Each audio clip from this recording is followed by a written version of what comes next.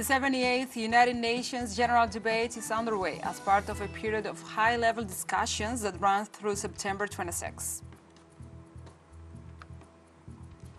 In the United States, the Autoworkers Union reaches its sixth day of strike and threatens to expand the measure to more factories if there is no progress in negotiations. And Azerbaijan authorities confirmed the suspension of its military operation in the territory of Nagorno-Karabakh after the Armenian forces announced that they will lay down their arms and ceasefire. Hello from the headquarters of TeleSUR English in Havana, Cuba. This is From the South. I'm your anchor, Gladys Quesada.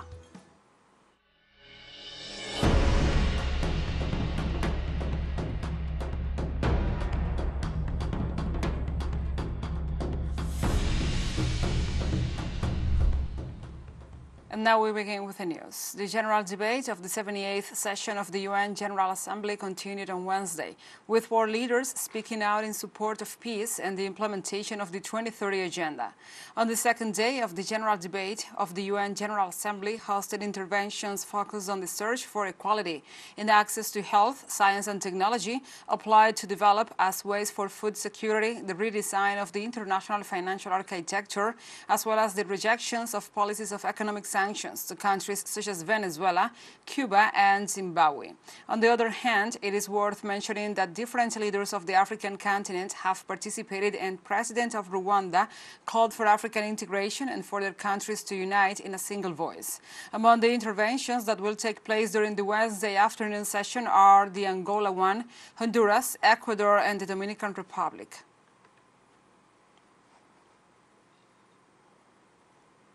In this context, Rwandan President Paul Kagame spoke about new financial institutions and called for a new financial architecture.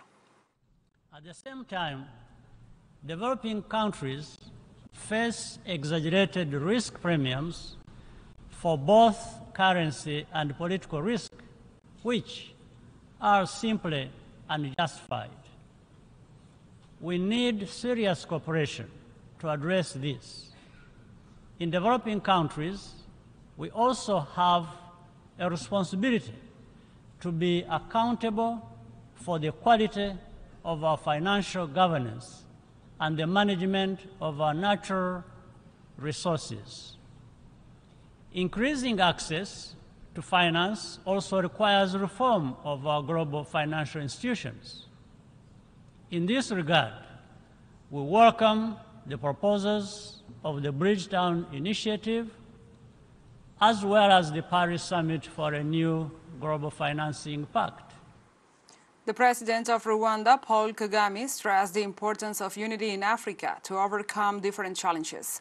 He also highlighted that the region urgently needs to be fully represented in bodies when decisions concerning their future are made. Africa urgently needs to be fully represented in bodies where decisions concerning our future are made. Just as urgently, Africa must be fully prepared to speak with one voice.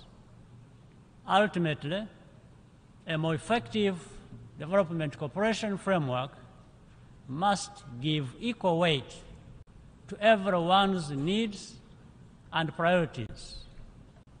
That is what builds fair and equal partnerships and a more just and peaceful world. The president of Namibia, Hage Geingob, addressing the United Nations, referred to the importance of health and emphasized that health needs investment and production in the global south. We need to change the status quo. To do so, we must end vaccine apartheid. We need to ensure equitable access to health products. We need stronger commitments from healthy countries on technology transfer and on the removal of intellectual property barriers, and on investments in manufacturing to enable vaccine production in the global. Addressing the United Nations, the president of Namibia, Hage Geingob, also called for the lifting of unilateral coercive measures against Venezuela, Cuba, and Zimbabwe. The embargo against the Cuban people remains unjust and must therefore be lifted. Namibia appeals to the United States of America to remove the Republic of Cuba from the list of state sponsors of terrorism, as there is no evidence to support such classification. Selective punitive measures against Zimbabwe and Venezuela must also be lifted, as these measures constitute the greatest obstacle to the implementation of 2030 Agenda for Sustainable Development. The president of Suriname, Chan Santokis, during his intervention on the UN General Assembly, highlighted that food security is crucial and pointed out that science, technology, and innovation as a way to achieve food security. Mr. President, as we know, food security is a major challenge. And just a few days ago in Cuba, I stressed the importance of science, technology, and innovation to increase food production and optimize the inputs needed to make agriculture more productive.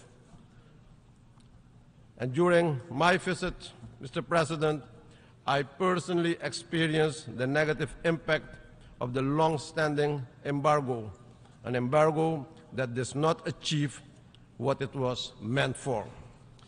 The CARICOM Food Security Program is an example to reduce the region's food import bill by 25% by the year 2025 and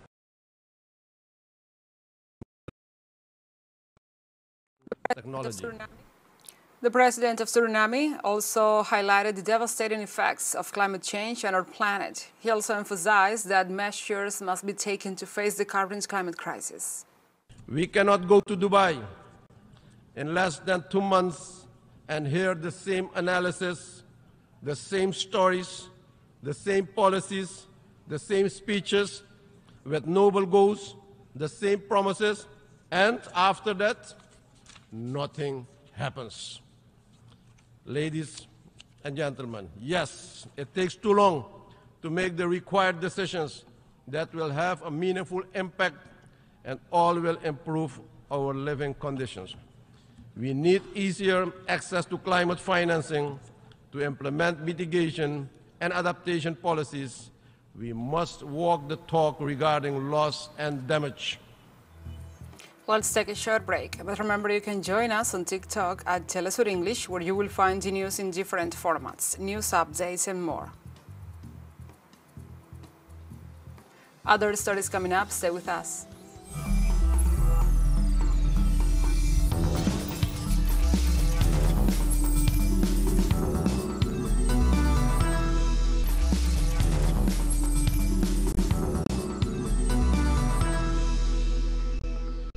Welcome back. In the United States, the Auto Workers Union reaches its 6th day of strike and threatens to expand the measure to more factories if there is no progress in negotiations. The United Auto Workers Union increased pressure on the so-called Detroit Big Three by threatening to expand their strike unless they make progress in negotiations by Friday. Furthermore, in a video statement, Union President Shawn Fain said that employees at more plants will join those of their 6th day of strike at the 3 plants. With workers from different states joining the picket line, the ripple effect is expected to be felt far and wide. Therefore, Ford, General Motors, and Stellantis said they want to resolve the strike and refrained from directly criticizing the threat.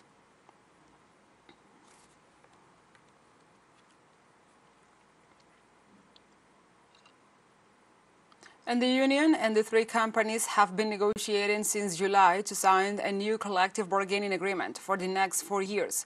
But the union claims that the companies are not negotiating in good faith. The UAW union is demanding a 46% wage increase over the 4 years, the reinstatement of traditional pensions, the reduction of working hours, and the unionization of workers in battery production plants.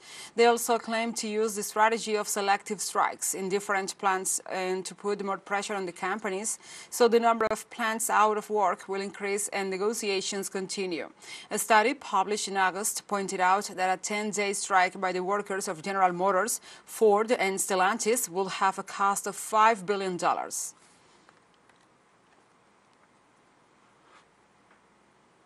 And Mexico's biggest rail operator said on Tuesday that it had halted 60 freight trains after a surge in the number of U.S.-bound migrants traveling on them led to deaths and injuries. Ferromex confirmed it had taken the measure due to a notable increase in migrant flows and the severe risk of riding on the trains clandestinely. Several thousand irregular asylum seekers were waiting on trains or in rail yards in cities along routes towards the U.S. border, a company statement said. In recent days, nearly half a dozen unfortunate cases of injuries or deaths were recorded among the groups of people who individually or in families, including children, boarded freight trains heading north, despite the serious danger involved. It also said Ferromex said that it was awaiting measures from authorities to resolve the situation, warning of a hit to supply chains and the international trade.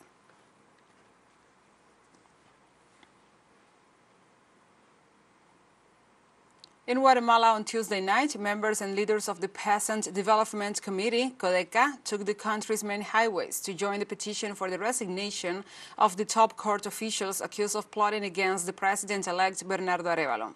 According to the protesters, this action was taken after exhausting all legal tools and ensured that there were no defending political party but the vote of the citizens. The protesters demand the resignation of Consuelo Porras from the Attorney General of the Public Prosecutor's Office, the MP, the head of the Special Prosecutor's Office Against Impunity, Rafael Curruchiche, and the 7th Judge, Freddy Orellana. The pre-national strike also mobilized the population in Guatemala City who gathered at the Supreme Court of Justice, accompanied by academics and Mayan leaders, as well as the deputy of the party Movimiento para la Liberación de los Pueblos, Vicentina Jerónimo, who accused Porras prosecutors of criminalizing human rights defenders.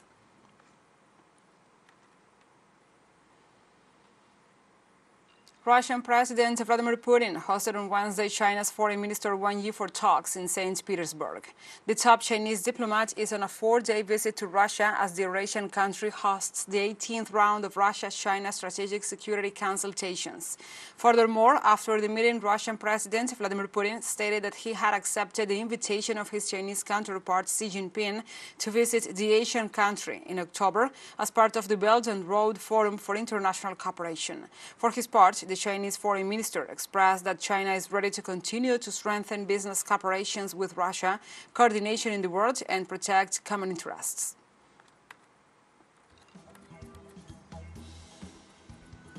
TeleSUR English launches its own videos on demand site for you to go and revisit our interviews, the top stories, the special broadcastings, and more. Just go to the top left corner in our website homepage and click on the video option to access our VOD platform. And now we will have a short break. Stay with us.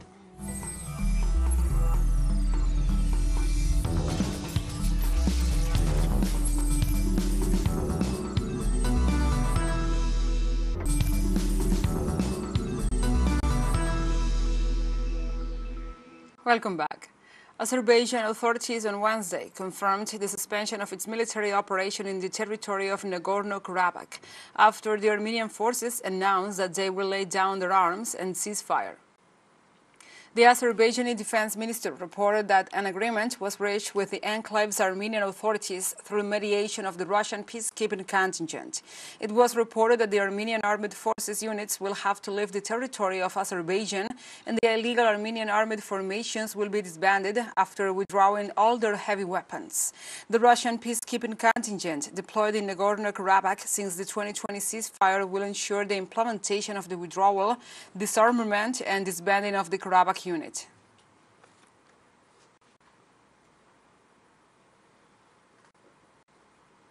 On Wednesday in Palestine, local media reported that the Israeli army killed 4 people during an assault on the Jenin refugee camp in the occupied West Bank. Medical sources confirmed the death of 29-year-old Ara Yasser Musa from the village of Morka, south of Jenin, who succumbed to the injuries sustained by Israeli occupation forces.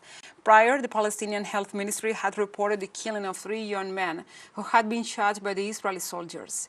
They also said that some 30 people were injured and many cases of suffocation by tear gas.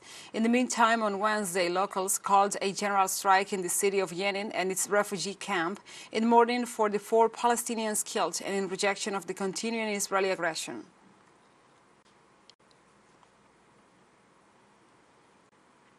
And we stay in Palestine as the chronic electricity crisis in the Gaza Strip has been aggravated by this year's persistent summer heat and waves and the permanent Israeli blockade. In addition, the high temperatures affect industrial and agricultural production. Since 2007, authorities running the territory have blamed the 16-year-old Israeli blockade for devastating Gaza's economy and undermining development, including the electricity grid. Along with this year's intense heat waves, which caused temperatures up to 40 Celsius degrees, have further strained the power supply to nearly 2.5 million people living in the region.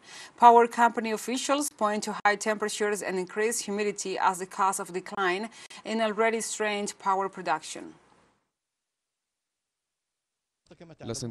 The power plants in Gaza are very old, and over the years their efficiency has decreased. Especially in the summer, the high temperatures and humidity have further reduced their efficiency.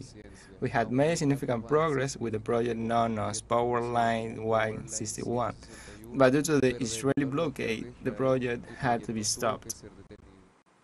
Meanwhile, the extreme heat recorded this year also affects agricultural production, such as the case of edible chicken farming, which has suffered great losses due to the high temperatures. The biggest loss occurred in broiler chickens because they are raised on free-range farms using traditional farming methods. Due to the high temperatures, most of the broilers on traditional farms have died.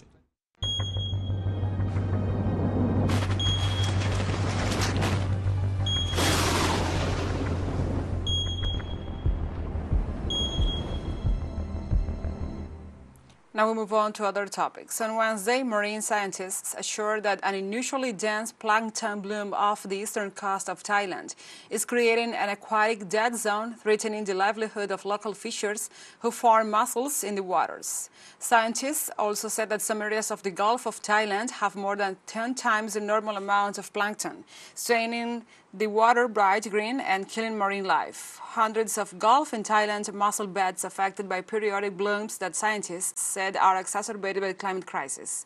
The coast of Chonburi province is famous for its mussel beds, and more than 80% of the nearly 300 plots in the area have been affected, said Satidchat Timarahanjon, the president of the Chonburi Fisheries Association.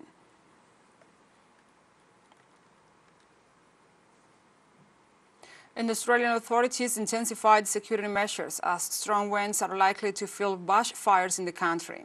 Forecasts indicate that intense winds with gusts of up to 110 kilometers per hour will affect alpine areas of the state of New South Wales, when thermometers will reach 35 degrees for the second consecutive day in the city of Sydney.